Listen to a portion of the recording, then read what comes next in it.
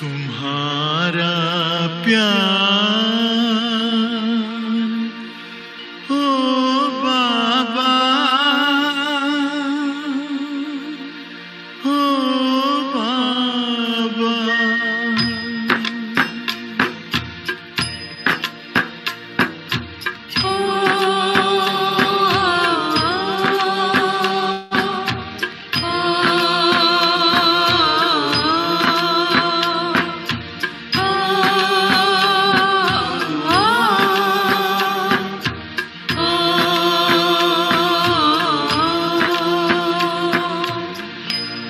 तुम्हारा प्यार ओ बाबा सुखों का सार देता है। तुम्हारा प्यार ओ बाबा सुखों का सार देता है। तुम्हारी याद में खुशियों का सब संसार मिलता है। तुम्हारी याद में खुशियों का सब संसार मिलता है। तुम्हारा प्यार ओ बाबा,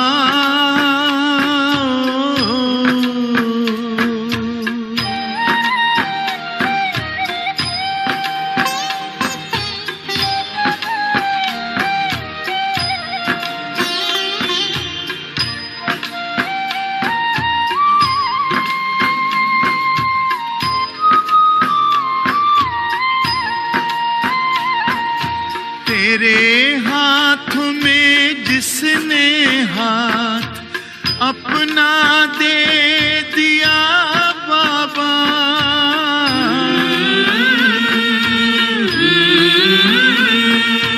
तेरे हाथ में जिसने हाथ अपना दे दिया बाबा, तेरी राह में चल कर साथ तेरा ले लिया बाबा, साथ ले लिया बाबा। कमल के फूल सा जीवन जगत में उसका खिलता है। तुम्हारा प्यार ओ बाबा,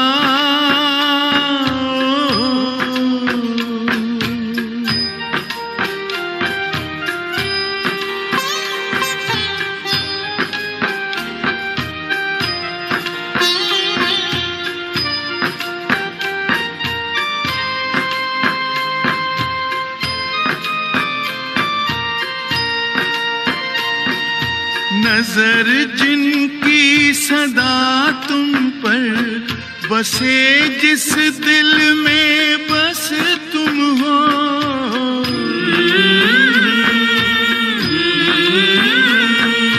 नजर जिनकी सदा तुम पर बसे, जिस दिल में बस तुम हो, बने पावन सरस जीवन दिखते बस तुम ही तुम हो, दिखते बस तुम ही तुम हो।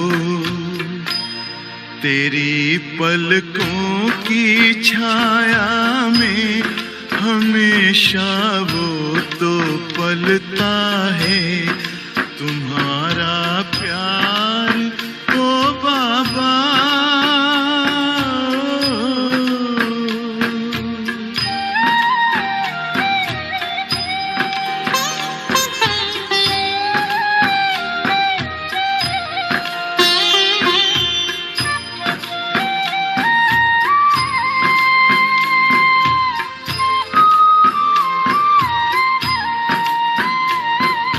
जिसे तू मिल गया बाबा, नशा नारायणी उसको,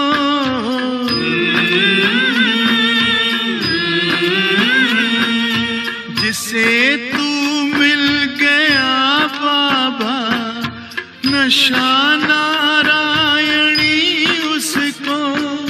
नहीं दुनिया का फिर कोई आता रास शय उसको, आता रास शय उसको।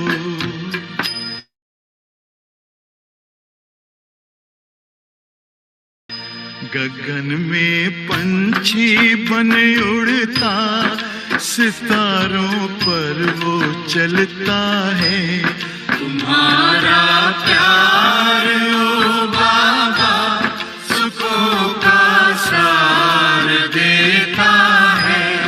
तुम्हारी याद में खुशियों का सब संसार मिलता है। तुम्हारा प्यार ओ बाबा सुखों का सार देता है। तुम्हारी याद में खुशियों का सब संसार मिलता है। तुम्हारा प्यार ओ बाबा सुखों का सार देता है। तुम्हारी याद में खुशियों का सब संसार मिलता है।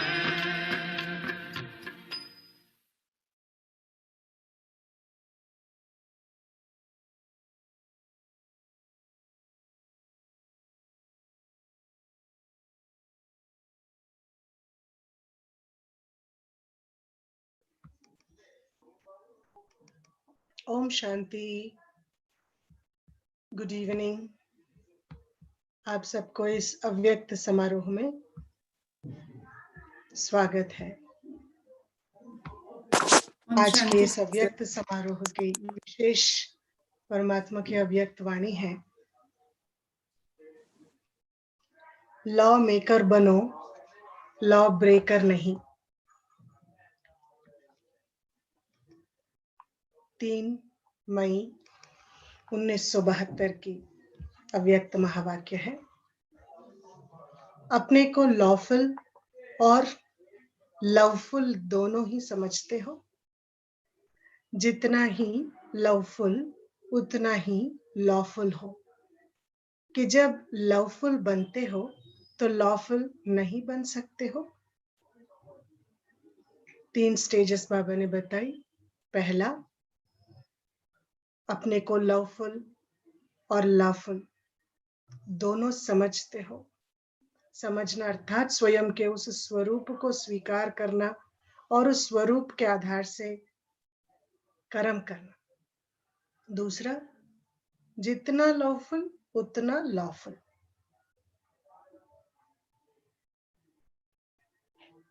जब लॉफुल बनते हो तो लॉफुल नहीं बन सकते हो।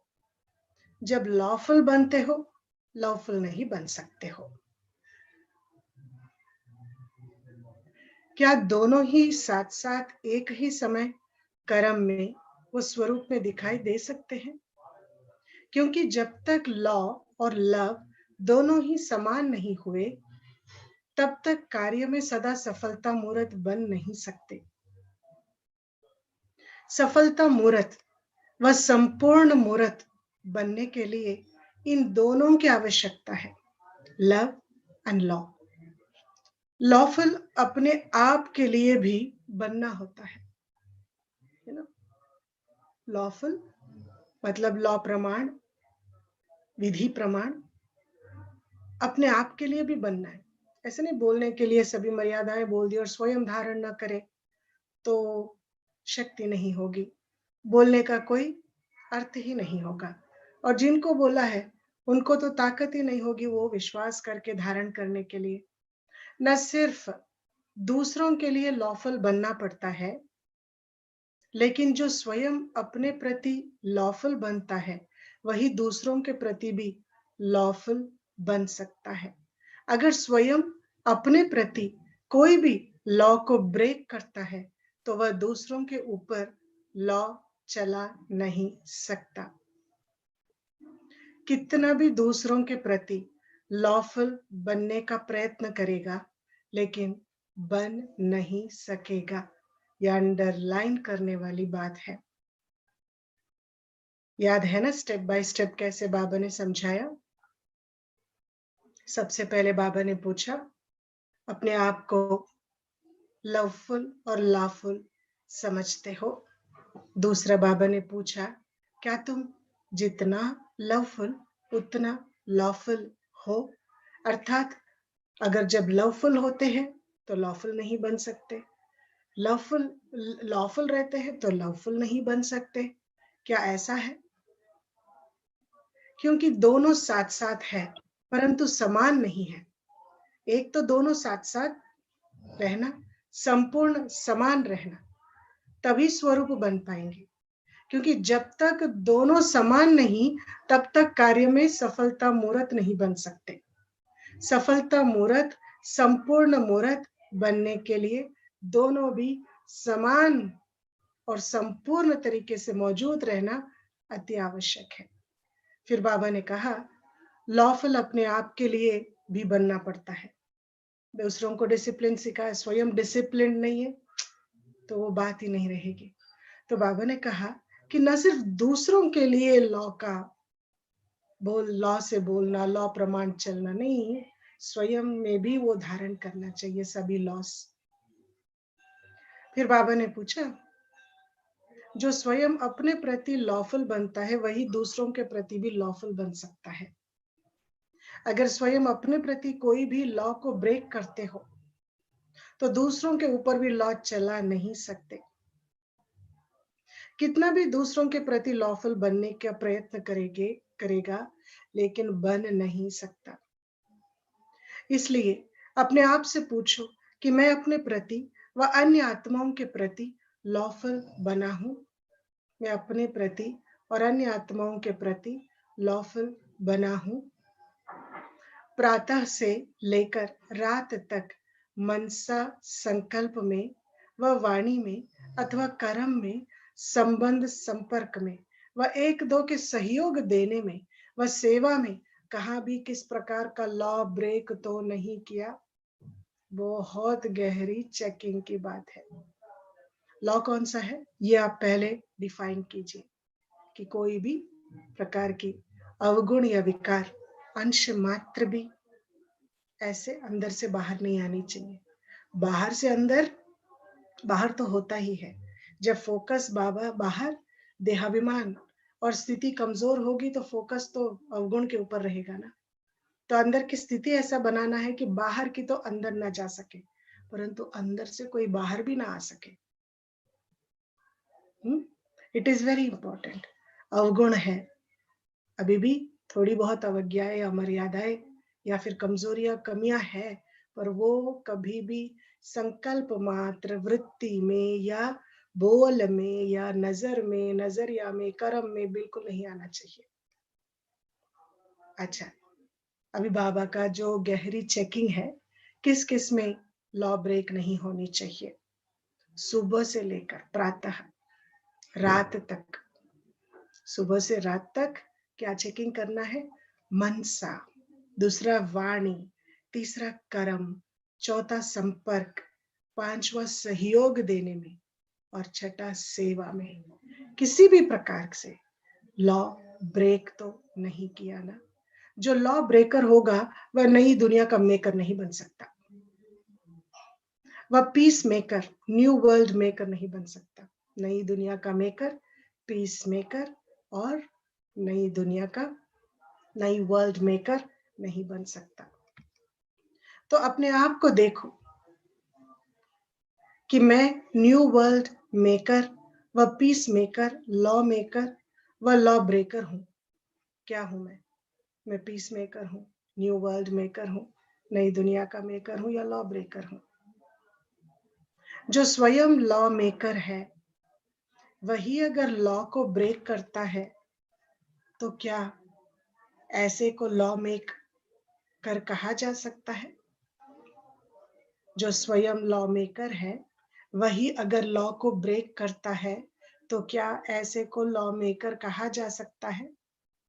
ईश्वरीय लाज व ईश्वरीय नियम क्या है वह सभी स्पष्ट जान गए हो। वह भी जानना है।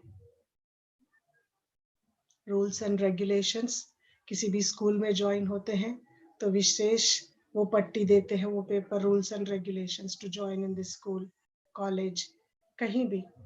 और तो और कोई अगर सोसाइटी में भी आप घर किराए पे जाना है तो फिर उस सोसाइटी वाले आपको भले किराएदार के रूप में ही, परंतु एक लिस्ट थमा देंगे, यहाँ ऐसा ऐसा होगा, यहाँ हम ऐसे ऐसे करते हैं।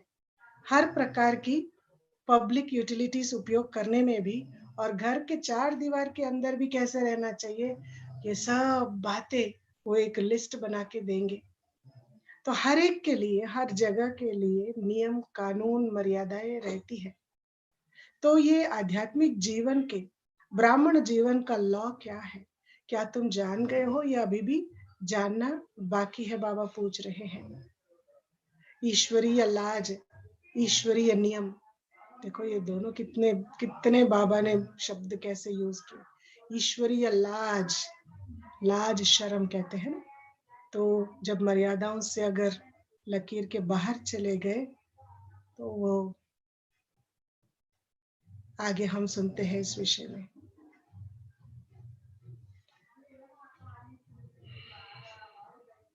जानने का अर्थ क्या होता है? जानना अर्थात चलना। Knowing means practising. नहीं पता है पर किया नहीं है, आगे देखेंगे बाद में नहीं। पता है तो करना चाहिए, क्योंकि हर एक के लिए अलग अलग परमिशन, अलग अलग समय नहीं है। तुरंत जाना, करना शुरू करना है। जानने के बाद मानना होता है, मानने के बाद फिर चलना होता है। तो ऐसे समझे कि यह ग्रह जो भी बैठे हुए हैं, जो ग्रह जो भी बैठे हुए हैं वह सभी जान गए हैं, अर्थात चल रहे हैं। अमृत वेले से लेकर जो भी दिनचर्या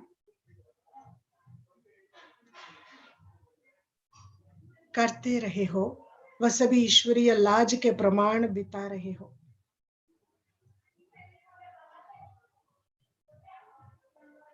कि इसमें कुछ परसेंटेज है। बाबा पूछ रहे जो भी दिनचर्या है, ईश्वरीय मर्यादाएं है, लाज है, क्या वो सभी वैसे प्रमाण बिता रहे हो या कुछ परसेंटेज में ही धारण किया है? जानने में परसेंटेज है। पहले बाबा ने पूछा धारण करने में, करने में परसेंटेज है? अच्छा नहीं है, तो फिर जानने में परसेंटेज है कि थोड़ा जाना थोड़ा नहीं जाना? अगर जानने में परसेंटेज नहीं है और जानकर चलने में परसेंटेज है तो उसको जानना कैसे कहेंगे? यथार्थ रूप से नहीं जाना है तब चल नहीं पाते हो। जब यथार्थ रूप से पूरा पूरा नहीं जाना है तभी तो चल नहीं पाते हो। वह जान गए हो, बाकी चल नहीं पाते हो। छोटी सी छोटी धारणाएं होती है बाबा की, ऑनेस्ट कहते हैं ना, फरमान बरदार, ईमानदार, वफादार, आज्ञाकारी। अब जान गए हैं ये सब बातें, तो बाबा जो बोलता है वो करने में दिक्कत आना या नहीं करना या परसेंटेज में ही करना, इसका अर्थ है जाना, जानने में शायद परसेंटेज में ही जाना है, इसलिए धारण नहीं हो रही है। ये स्पष्ट समझ में आता है। बाबा ने चेकिंग लिस्ट अपने को ही दिया हुआ है, चेक करते जाना और धारण करते जाना ईश्वरीय मर्यादाओं को। जब कहते हो यथार्थ रूप से नहीं जाना है तब चल भी नहीं पाते हो। वह जान गए हैं, बाकी चल नहीं पाते हो। नंबर 1 स्टेज, यथार्थ रूप से नहीं जाना है तब चल नहीं पाते हो।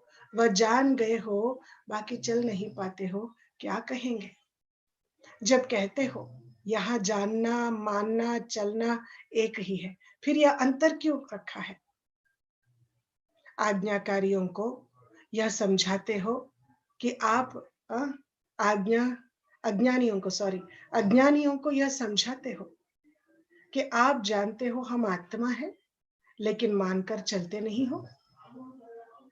आप भी जानते हो कि यह ईश्वरीय नियम है या नहीं है, जानकर फिर चलते नहीं हो, तो इस स्टेज को क्या कहेंगे?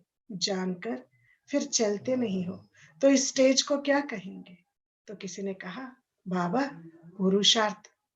पुरुषार्थी जीवन में गलती होना तो माफ है ना? ऐसा है जैसे ड्रामा की ढाल सहारा दे देती है। ड्रामा में क्या है? ड्रामा में है तो क्या करे? तो इस तरीके का ड्रामा का एक्सक्यूज जो लेते हैं वो ढाल बना लेते हैं, सहारा बना लेते हैं। तो वैसे पुरुषार्थी शब्द भी हार खाने में, असफलता प्राप्त होने में बहुत अच्छी ढाल बन जाती है। अलंकारों में यह ढाल दिखाई हुई है। जब अलंकार करते हैं ना, योद्धे में अगर तलवार होगा, शस्त्र होगा, अस्त्र भी होगा, ढाल, वो ऐसे पहन के रखेंगे, तलवारबाजी करेंगे, फिर ये बीच-बीच में डिफेंस से करते रहेंगे, पर बीच-बीच में डिफेंस से। तो ये एक्सक्यूजेस भी लेते रहेंगे। पुरुषार्थ और ड्रामा। अलंकारों में यह ढाल दिखाई हुई है। ऐसे को पुरुषार्थी कहेंगे। पुरुषार्थ शब्द का अर्थ क्या करते हो? इस रथ में रहते अपने को पुरुष अर्थात आत्मा समझकर चलो, इसको कहते हैं पुरुषार्थी। तो ऐसे पुरुषार्थ करने वाला अर्थात आत्मिक स्थिति में रहने वाला, इस रथ का पुरुष अर्थात मालिक कौन है? आत्मा है ना। तो पुरुषार्थी माना अपने को रथी समझने वाला। ऐसा पुरुषार्थी कब हार नहीं खा सकता।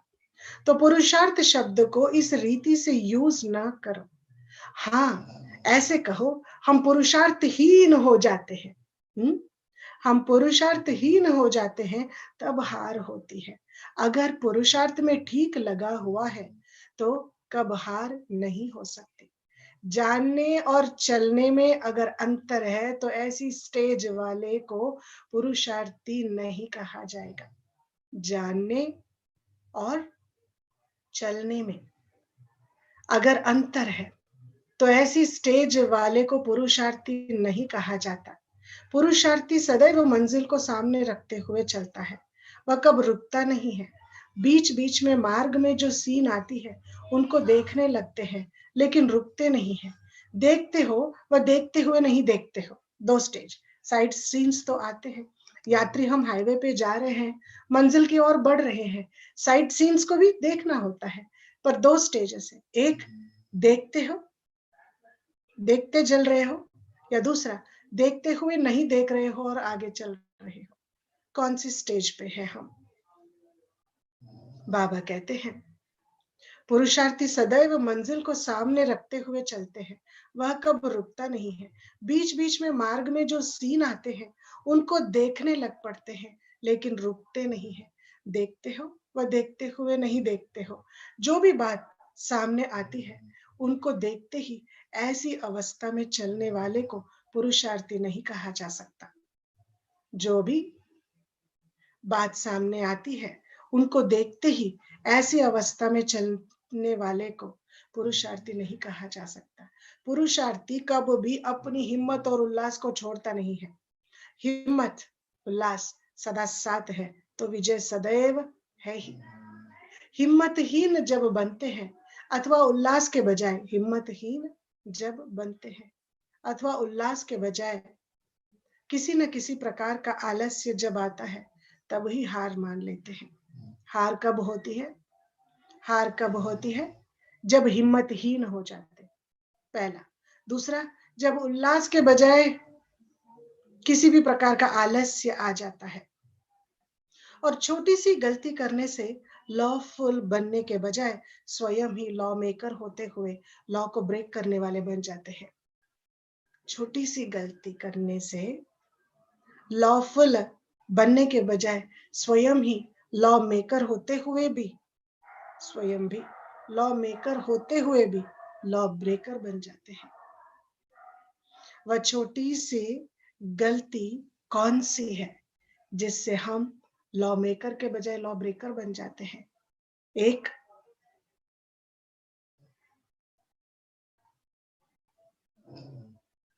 एक मात्र के अंतर से, एक मात्रा, एक मात्रा के अंतर से लॉ मेकर के बजाय लॉ को ब्रेक करने वाले बन जाते हैं। वो कौन सी शब्द है? बी, हाँ, ब्रेक, बी, मेक, वो ब्रेकर, कौन सी शब्द है? ओ, सोचिए। ऐसे सदा सरेंडर रहे तो सफलता मूर्त विजयी मूर्त बन जाएंगे। हाँ?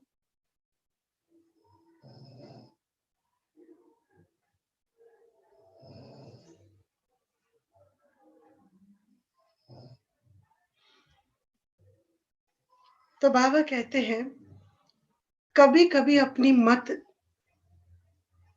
चला देते हो, इसलिए हार हो जाती है। अच्छा, एक मात्रा के अंतर का शब्द क्या है? शिव के बजाय शिव के बजाय शव को देखते हो। शिव निराकार है ना, तो हाँ जी। निराकार के बजाय शव को देखते हो, बॉडी को देख लेते हो। शव को देखने से शिव को भूल जाते हो, तो शिव शब्द बदलकर विष बन जाता है। विष, विकारों की विष। एक मात्रा के अंतर से उल्टा बन जाने से विष भर जाता है। एक मात्रा के अंतर से उल्टा बन जाने से विष भर जाता है। उसका फिर परिणाम भी ऐसा ही निकलता है। उल्टे हो गए तो परिणाम भी जरूर उल्टा ही निकलेगा ना। इसलिए कभी शव को न देखो, अर्थात इस देह को न देखो। इनको देखने से अथवा शरीर के भान में रहने से लॉ ब्रेक होता है। अगर इस लॉ में अपने आप को सदा कायम रखो कि शव को नहीं देखना है, अगर इस लॉ में अपने आप को सदा कायम रखो कि शव को नहीं देखना है, शिव को ही देखना है, तो कभी भी कोई बात में हार नहीं खा सकते हो। माया वार नहीं करेगी। जब माया वार करती है तो हार होती है। जब माया वार करती है अर्थात अटैक करती है तो ही हार होती है। जब माया वार करती है तो हार होती है। अगर माया वार ही नहीं करेगी तो हार कैसे होगी? तो अपने आप को बाप के ऊपर हर संकल्प में बलिहार बनाओ, तो कब हार नहीं होगी।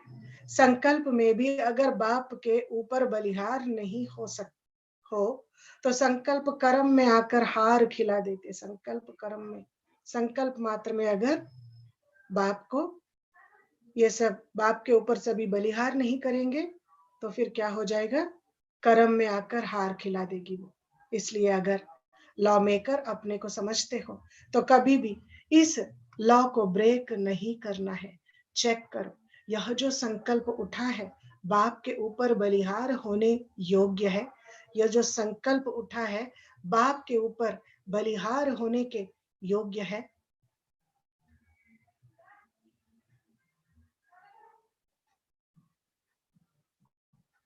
कोई भी श्रेष्ठ देवताएं होते हैं, उनको कभी भी कोई भेंट चढ़ाते हैं तो देवताओं के योग्य भेंट चढ़ाते हैं, ऐसे वैसे नहीं चढ़ाते हैं।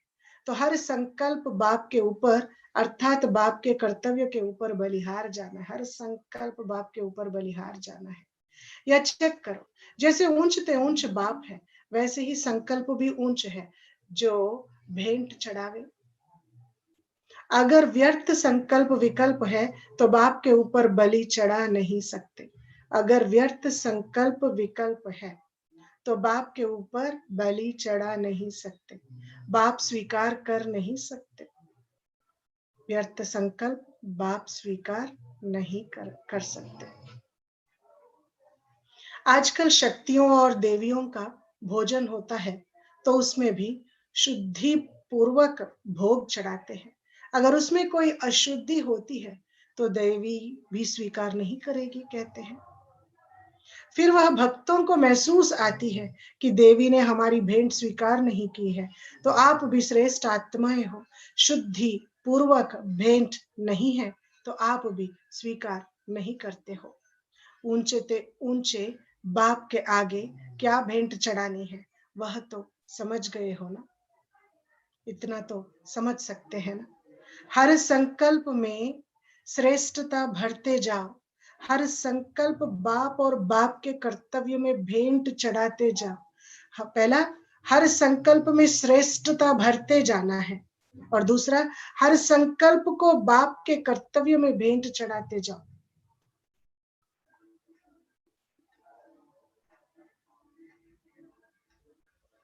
फिर कब भी हार नहीं खा सकेंगे। हर संकल्प बाप और बाप के कर्तव्य में भेंट चढ़ाते जाओ। सर्वस्व समर्पण इसको कहा जाता है, इतना समर्पित बुद्धि कहा जाता है। सरेंडर इंटेलेक्ट, वही सफलता मूर्त विजयी रतन बनेंगे। यहां विराम लेंगे, आगे की मुरली थोड़ी बड़ी है, तो यही मुरली कंटिन्यू करेंगे हम कल के दिन, क्योंकि बात लॉ और लव की हो तो फिर अच्छे से ये सभी चीजों की जानकारी जरूरी है। क्योंकि बाबा ने कहा, अगर संपूर्ण जानकारी नहीं, जाना नहीं, तो माना नहीं, तो फिर जब माना नहीं संपूर्ण, तो कर्म में कैसे लेके आएंगे। पूरा जाना परंतु किया नहीं, तो भी जानकारी परसेंटेज में है करके मालूम पड़ता है। अगर कर्म में लेके आ गए तो क्या होगा, सफलता मूर्त सहज ही बन जाएंगे। कितने सुंदर महावाक्य है, इतने गहरे ये महावाक्य है। तो आप सबको इस अनमोल ज्ञान की मुबारक हो आज के दिन। और ये बाबा की अव्यक्त मुरली, लॉ मेकर ही लॉ मेकर बनो, लॉ ब्रेकर नहीं। 3/5/1972 की अव्यक्त वाणी कल भी जारी रखेंगे। यह व्यक्त रत्नों को बुद्धि में एक के बाद एक धारण करते हुए ओम ध्वनि का उच्चारण करेंगे। लंबे से श्वास लीजिए।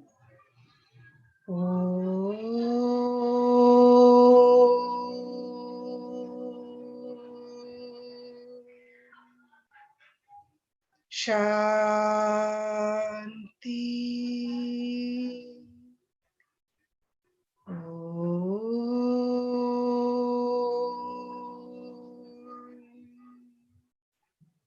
शांति।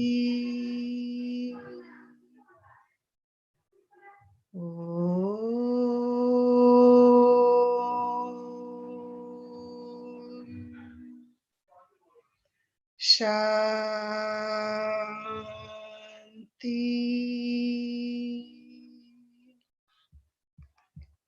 ओम शांति।